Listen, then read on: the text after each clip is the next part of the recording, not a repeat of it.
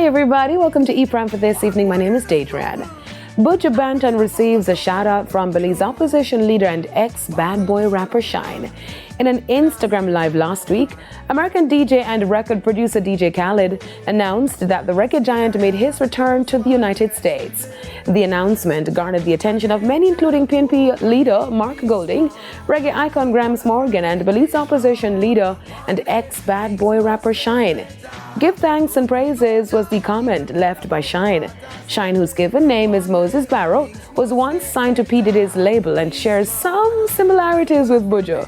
Now, they've both won a Grammy Award and was also once incarcerated in the United States. Currently, Shine is the opposition leader of the House of Representatives in Belize, representing the United Democratic Party. His father, Dean Barrow, was Prime Minister of Belize from 2008 to 2020. 90% of wrongful death suits filed over the 2021 Astroworld concert crowd surge have been settled. According to AP News, an attorney on Wednesday stated that 9 of 10 wrongful death lawsuits have been settled, including one that was set to go to trial this week. Jury selection had been set to begin next Tuesday in the suit filed by the family of Madison Debuski, the 23-year-old Houston resident who was one of 10 people killed during the crowd crush at the November 5 concert by rap superstar Travis Scott. Terms of the settlement were confidential, and attorneys declined to comment after the court hearing because of a gag order in the case. The only wrongful death lawsuit that remains pending was filed by the family of 9-year-old Ezra Blount, the youngest person killed during the concert.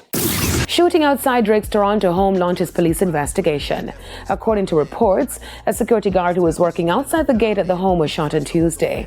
Police were called to the home around 2 a.m. where they found a wounded man who was taken to hospital in serious condition. He remains hospitalized. An inspector with the Toronto Police Department, during a press briefing, declined to answer if Drake was at the residence at the time of the shooting, but said authorities are in touch with the artist's team and they are cooperating with the investigation.